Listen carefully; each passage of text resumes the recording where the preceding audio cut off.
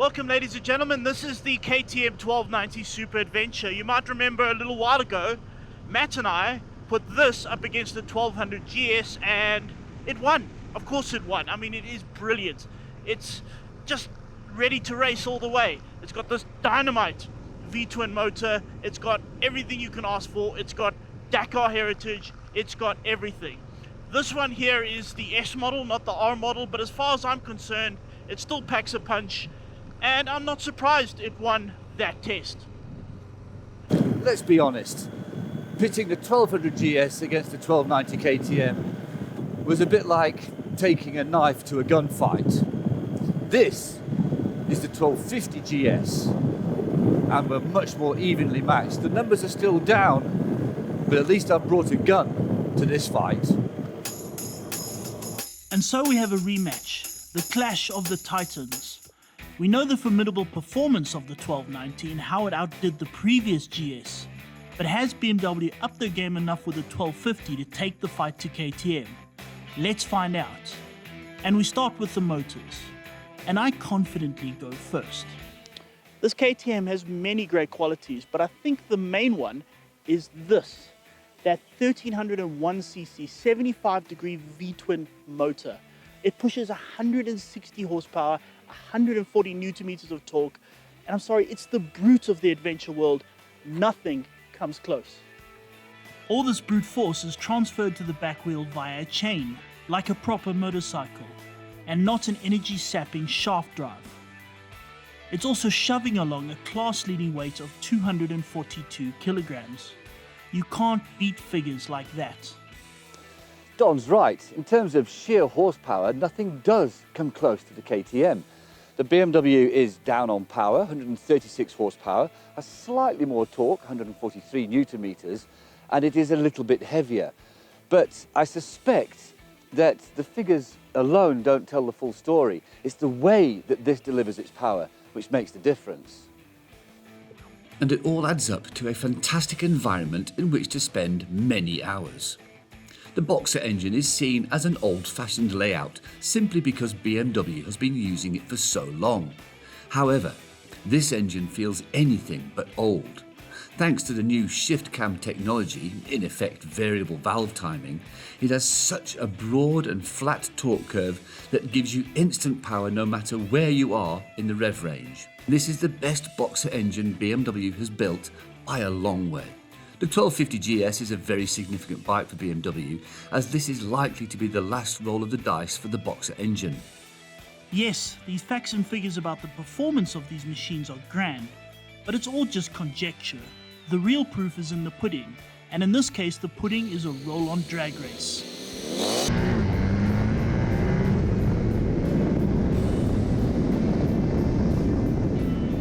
Not wanting to sound like a sore loser, but is that really what these bikes are all about? Ultimate performance?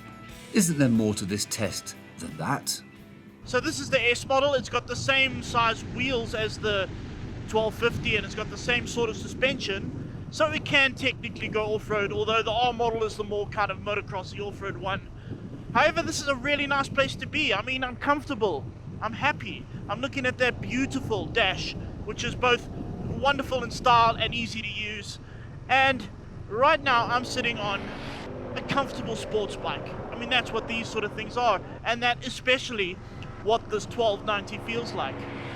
Right now I've got it set in comfort mode, the screen is up, but when I get to some of these corners, all I'm going to do is twist the screen down, push a few buttons over here, and put the suspension into sport mode, put the throttle into dynamic mode, and we're going to go really, really quickly. I'm basically going to be on a sports bike. It's amazing. But until then, I'm in comfort mode, and I'm sitting kind of in the bike. It's not big, it's not overpowering, it's comfortable. I can sit here all day. I'm doing sort of the speed limit. I've got that beautiful rumble in my ears, which I love very much, and I'm having a good time. I'm having a very good time, and if I want to, I can just open the throttle and oh yeah, oh yeah, oh yeah. There is absolutely no comparison between the old BMW GS and the new one with this new 1250 engine. It is astonishingly smooth. the power is so linear that you have power everywhere. The seat is fantastically comfortable, the wind protection is brilliant, the riding position is roomy, it's comfortable, the TFD dash is an absolute peach, it's clear and easy to read. Even the sat-nav is clear and easy to read, although when you are standing up, the sat-nav does block the view of the dashboard. Not that you really need to see the dashboard, but maybe you want to adjust something, and so it does get in the way. But overall, it's unbelievable how much better this GS is than the outgoing model. Up to now, we've both been on our own bikes, but can we form an opinion without riding the opposition? So here I am on the KTM, and immediately it does feel smaller. The BMW shrinks the more you ride it, but immediately the KTM feels smaller. The seat, it still suffers from that KTM malaise of just being too hard and having a couple of just odd edges which will dig into you. The engine, look, it is lovely, but again it doesn't feel as solid, as smooth, as just all of one piece as the BMW. The BMW feels like it's been hewn from a solid piece of aluminium, whereas the KTM, it's a collection of parts. Let's face it, I could live with either bike, but I have to go for the BMW. Here we go, first impressions of the R1250GS. I've obviously ridden one before, but it's kind of odd to get off the KTM and straight onto this thing, and immediately my first impression is that there is a lot of it. This thing is huge. There's just bike everywhere. There's tank all over the place here. There's just bike there, bike on the cylinders. Everywhere's just lots of motorbike. What I will say is that that dash is a massive improvement. It stays dark, which I like. The KTM's goes white in the day. It's extremely easy to use. It's extremely simple. It looks good. It looks classy. It's not as stylish as the KTM's, but you know, it's good nonetheless. And there's a billion buttons. Now, the KTM's is very easy to use when you know how. It takes a bit of learning though, because it's got a few buttons on the one handlebar here, and it controls everything. You can control it quite quickly, but this is just buttons. It's sort of messy, but in like a jet fighter sort of fashion, which I quite like. The seat is also rather nice. Yeah. But you know what I like? I like the KTM more. Road riding out of the way, but these are not just long distance tourers. We need to test their off-road prowess, and so we've come to the ADA Adventure Centre.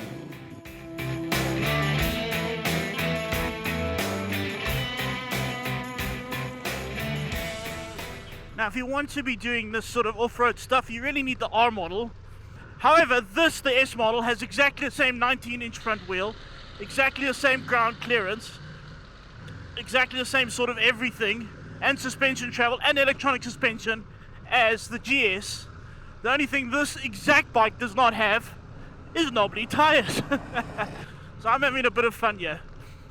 Please don't criticize us and send us hate mail saying whatever the conclusion to this piece is was only brought about because this bike didn't have knobblies.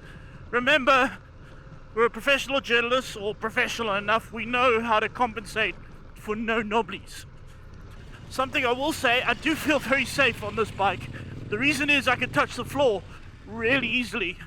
It's an 850mm seat height, and while expert riders, pro off-road riders will prefer the R model, I'm kind of happy I can get my feet down on this thing.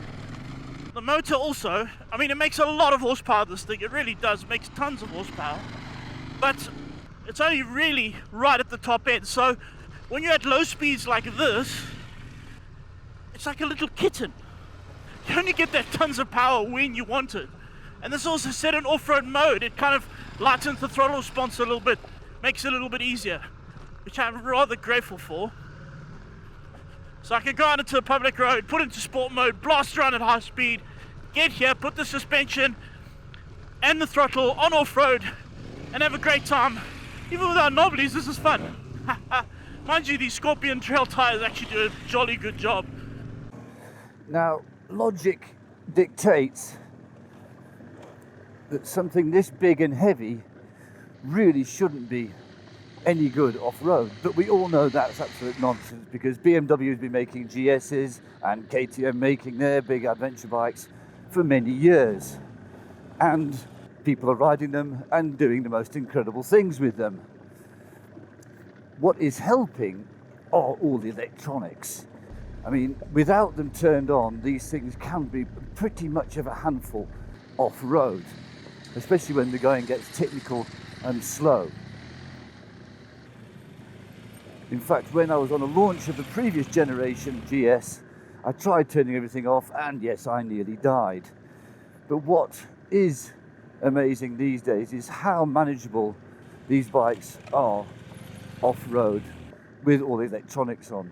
And the thing about the GS is it does wear all its weight very low down. So yes, it is heavy, but you have got this fantastic stability and maneuverability. The steering lock is second to none, and really, once you've got used to it and you've got used to the size and the weight and the height, they can be fantastically forgiving and fantastic fun off-road. Really is a lovely thing to play around with. Okay, I'm not exactly setting an Alfie Cox type pace here, but I could do this all day. And yet again, the comfort is helping immensely. I know being a GS rider, I should be standing up. Well, I'm not. Partly because Don will just mock me if I did. Join us after the break when I'll be asking our two testers which of these adventure bikes they really prefer.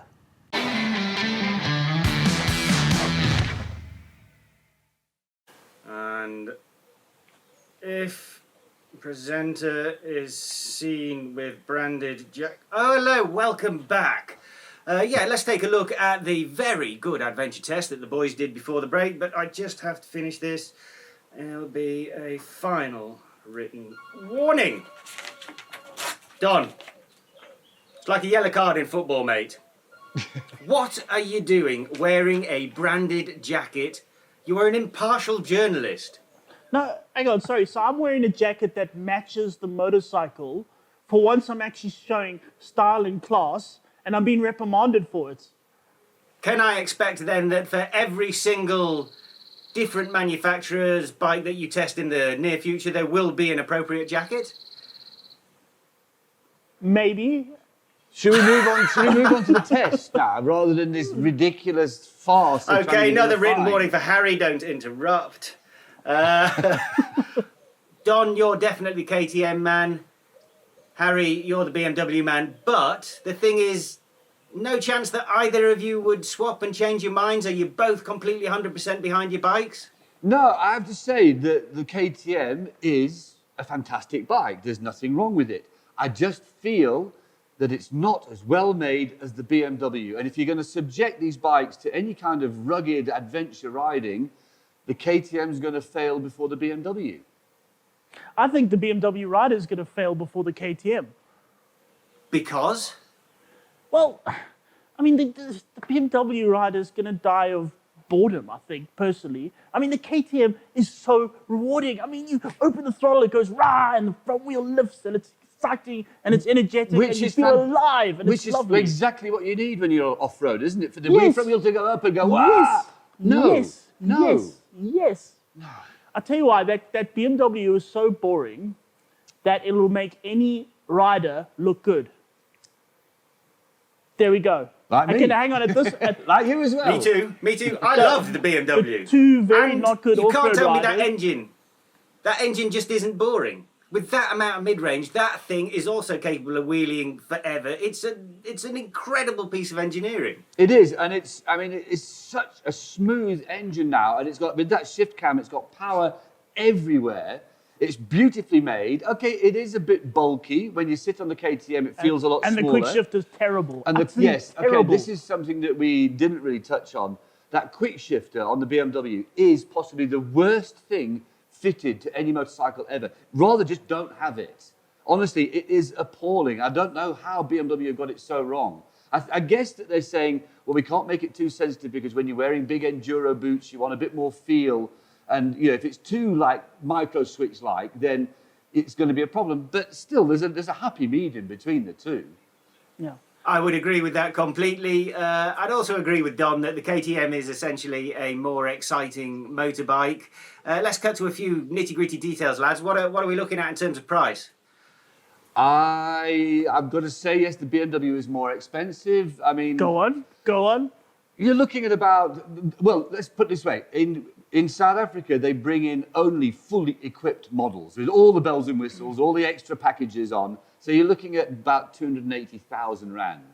I think it's 285,000 rand. I'll isn't take it? it. I'll take 285. That's good. 285. Okay, so this BMW that is faster, more exciting, more absolutely everything. The full spec one, like I'm riding now, is 245,000 rand. You see, it's cheap. a 40 It's grand cheap, better. and they've cut corners everywhere. So that's why It's it could be that 40 cheap. grand better. And in this level of cheapness, does it actually, Don, does it have the same level of electronics as the BMW when all is said and done? If you're wearing winter gloves, yes. Yeah, I've got heated grips, which was essential. No heated grips. I'm No. sorry, but that's a 40 grand emission. That's terrible. How can you have an adventure bike without heated grips? The BMW S1000RR has got heated grips and cruise Because the control. KTM riders are real men. That's why. Heated grips. I'm kidding myself, aren't I? I want heated grips. Yes, Donovan you in do. an orange jacket does not strike me as a real man. Sorry, he didn't pull that one off. Okay, So, I'm going to say in conclusion that they are both utterly brilliant bikes. Yes. It basically comes down to what bags you prefer on the tank. I will say this. Yeah. But previously, I would have said KTM. I wouldn't even look at the BMW, but this new 1250GS. I mean, it's not like I hate it. I get on it. I like it. As you both say, it is really good. I do still prefer the KTM, but I understand why he likes it more. I'm sort of okay with that. It's very generous. Wow, of that There is we go. actually a ringing endorsement from Donovan for the BMW. I'm torn. I wasn't on this test, but I've ridden both bikes, and I really am torn. I'm impressed by the BMW, but every time you get on that KTM, just wow, And then I get back on the BMW and think about build quality and serious things, and then I get on the KTM and I'm excited again, and then they're both fantastic. And on that indecisive note, it's time to take a break. We'll be back in a moment.